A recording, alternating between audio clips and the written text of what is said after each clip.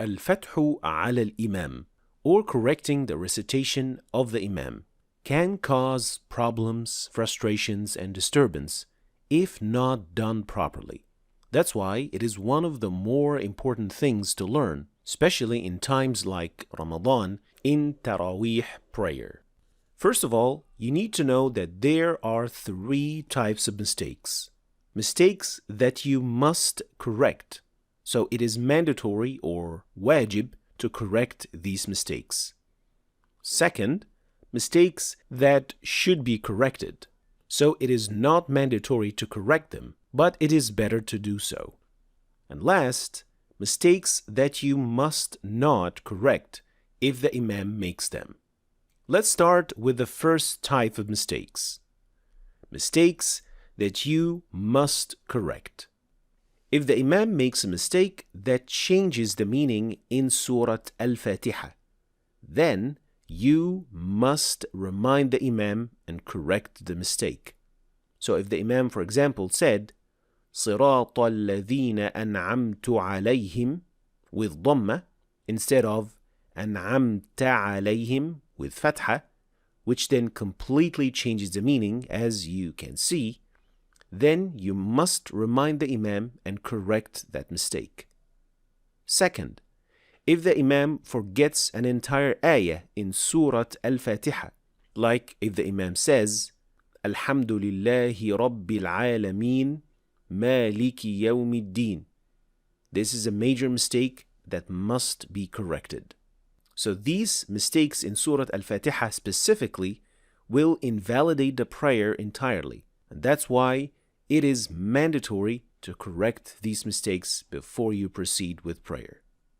Third, if the mistake made by the Imam caused the opposite meaning of the ayah to be conveyed, like then making the believers enter Jahannam and the disbelievers enter paradise, or making kufr better than iman, and so on. These mistakes must also be corrected. So in this ayah, for example, if the Imam says, مَثَلُ الْجَنَّةِ الَّتِي وُعِدَ الْمُجْرِمُونَ instead of الَّتِي وُعِدَ الْمُتَّقُونَ, or at the end of the ayah he says, وَعُقُبَ الْمُتَّقِينَ النَّارِ by mistake, it would then place the righteous into the fire and the criminals in paradise, which is the exact opposite meaning of the ayah. In such case, it is a must to correct this type of mistake. Sometimes providing the opposite meaning doesn't have to be a change of an entire word, but it could also be a change in harakah or tashkil, like in this ayah. If the Imam mistakenly put dhamma on the honored word, it would provide the opposite meaning, which is impossible to say the least. So, missing an ayah or mistakes that change the meaning in Surah Al-Fatiha, as well as mistakes that give the opposite meaning in other surahs, must all be corrected. Next, mistakes that are better corrected, but it is not mandatory to correct them. If the Imam makes a mistake that changes the meaning but not turning it into the opposite meaning, like in this ayah, مَثَلُ الْجَنَّةِ الَّتِي وُعِدَ الْمُتَّقُونَ. If the Imam says, الَّتِي وُعِدَ الْمُؤْمِنُونَ, it is a mistake. It does change the meaning, but it is not the opposite. So it is better to correct it, but it is not mandatory. Even if the Imam mixed 2 surahs with one another, like, for example, reading this ayah from Surah Al-A'raf, and instead of saying, يَأْتُوكَ بِكُلِّ سَاحِرٍ عَلِيمٍ, he read, يَأْتُوكَ بِكُلِّ سَحَّارٍ عَلِيمٍ, which is from Surah Ash-Shu'ara. So it is a mistake, but it is not mandatory to correct it since the meaning is not turned into the opposite.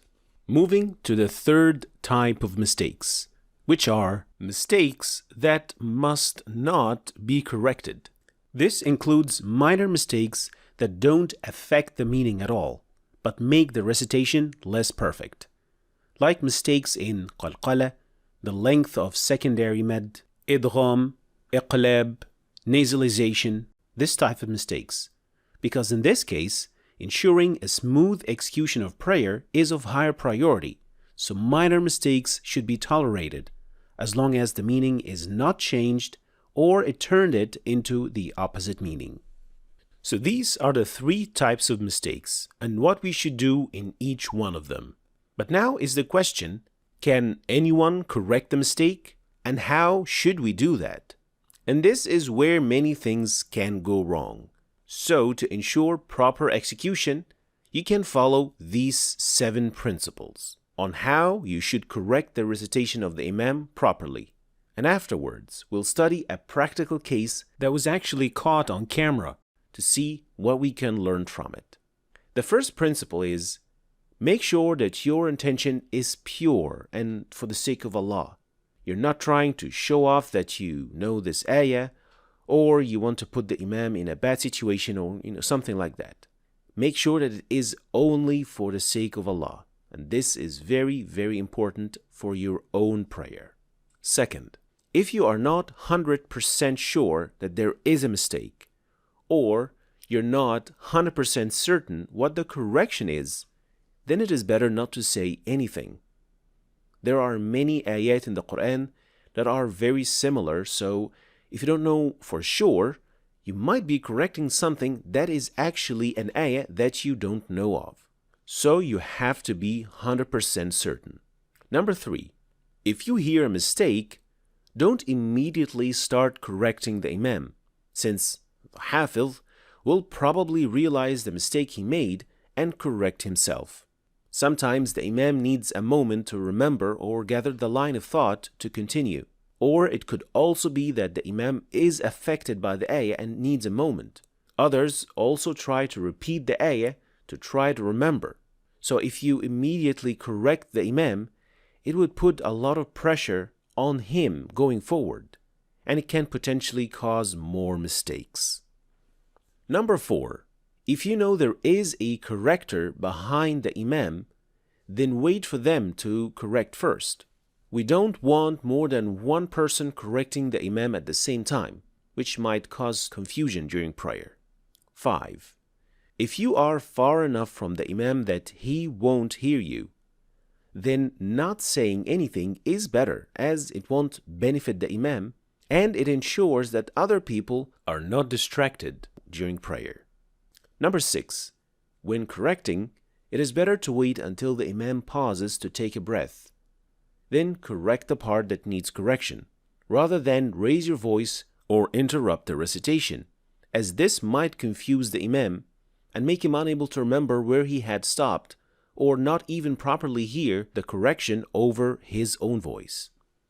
7, if the mistake was the last word before ruku'ah, and the Imam had already gone to ruku'ah, it would be difficult for the Imam to go back up and correct the mistake and then go back down for ruku'ah. But if he hasn't already gone down for ruku'ah, then you can still correct. So make sure to make the right call according to the situation. Finally, let us observe what happens in this situation to learn from it.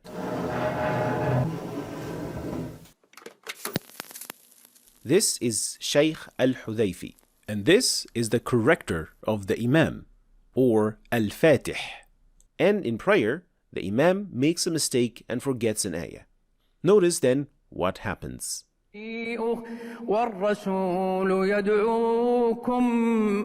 والرسول يدعوكم لتؤمنوا بالله وما لكم لا تؤمنون بالله والرسول يدعوكم. This is indeed a practical lesson to all of us on how to correct the Imam properly. Notice the Imam repeated an ayah to help himself remember.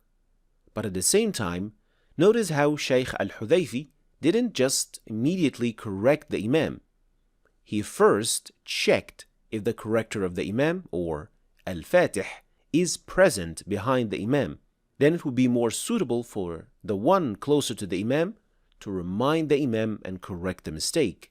Also, when the correction happens, it happens with a low voice that only the Imam can hear, and he waited until the Imam paused to take a breath so that he can correct the mistake properly. And so the correction went smoothly and the prayer continued without any problems. That's why this is an excellent example on how to do that properly.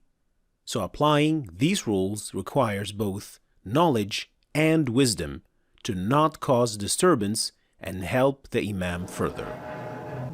Thanks for watching.